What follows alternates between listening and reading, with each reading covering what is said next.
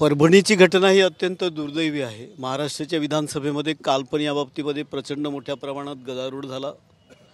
101 महाराष्ट्र विधानसभा अधिनियम 101 अन्वये त्याच्यावर चर्चा पण झाली।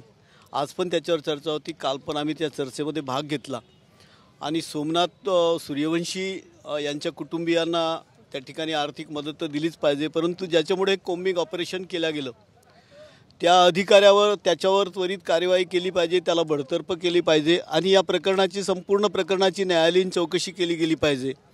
कारण जोपर्यंत या बाबतीत न्यायालयीन चौकशी होत नाही तोपर्यंत खऱ्या अर्थाने त्याला न्याय भेटू शकत नाही।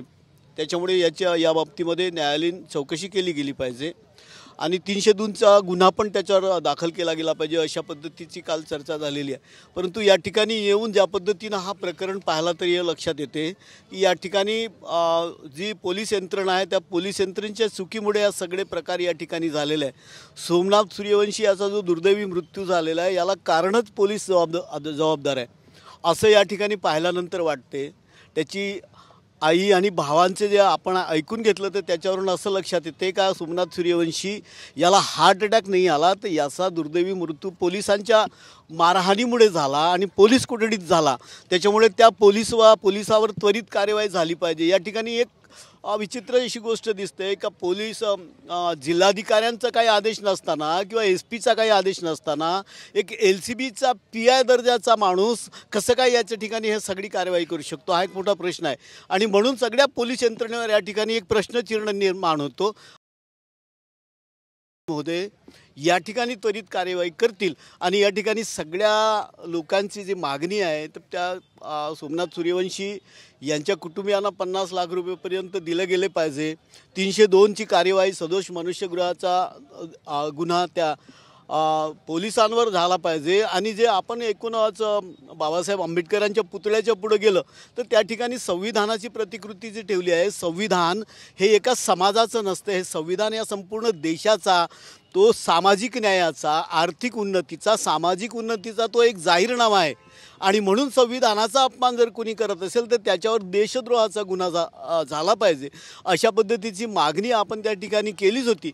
माननीय मुख्यमंत्री महोदयांना पण आम्ही परत भेटणार आहोत उद्या आणि या ठिकाणी दोन्ही उपमुख्यमंत्र्यांना भेटून पण ह्या सगळ्या प्रकरणाची न्यायालयीन चौकशी झाली पाहिजे आणि या प्रकरणामध्ये जो आमचा सोमनाथ सूर्यवंशी हा तरुण जो LLBला शिकत होता त्याचा मृत्यू झाला तर त्याच्या कुटुंबियांना आर्थिक मदत भेटलीच पाहिजे। परंतु जे आमचे वाकोडे आहेत ज्यांनी अख्खं आयुष्य या बाबासाहेबांच्या विचारासाठी ज्यांनी घालवलं आहे त्यांचा पण या ठिकाणी मृत्यू झाला आहे, त्यांच्या कुटुंबियांना पण आर्थिक मदत दिली गेली पाहिजे अशी मागणी आम्ही या ठिकाणी करत आहोत आणि माननीय मुख्यमंत्री महोदयांना उद्या भेटून आपण ही मागणी त्यांच्यापुढे पण करणार आहोत। विधिमंडळात आजही मुख्यमंत्र्यांनी याविषयी उत्तर दिलेलं नाही, उद्या मुख्यमंत्री आपलं म्हणणं मांडणार असं माहिती उद्या माननीय मुख्यमंत्री त्या बाबतीत आपलं निवेदन म्हणतील त्याच्यापूर्वीच ह्या सगळ्या ज्या गोष्टी आहेत तिथल्या पाहिलेल्या आहेत आम्ही त्यांना सांगू आणि या ठिकाणी आता जे काही बोललो ते आपण त्यांच्यापुढे बोलणार आहोत। मागास आयोगानं काल 3 जे अधिकारी होते त्यांना सक्तीच्या रजेवरती पाठवण्याचे निर्देश दिले, समाधानी आहेत का तुम्ही त्यांच्या कारवाईकडे? राज्य मागासवर्ग आयोग जो राज्य अनुसूचित जाती आयोगाचे धर्मपाल मेश्रामजी या ठिकाणी आले होते असं मला माहीत पडलं। मला सकाळी ते भेटले आणि त्यांनी जे सक्तीच्या रजेवर पण नुसत्या सक्तीच्या रजेवर हा प्रकरण जाऊन हे होणार नाही शेवटी का ज्यांचा या ठिकाणी ज्यांच्यामुळे हे सगळं प्रकरण घडलं त्यांच्यावर या ठिकाणी कार्यवाही होणं अपेक्षित आहे। विशेषत्वानं न्यायालयीन कार्यवाही झाली पाहिजे आणि खऱ्या अर्थानं जे कोणी गुन्हेगार असतील त्यांच्यावर कार्यवाही होणं अपेक्षित आहे।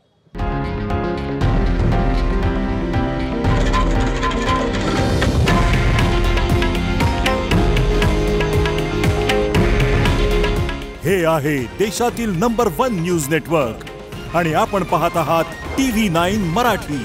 काळजी तुमची, हित महाराष्ट्राचं।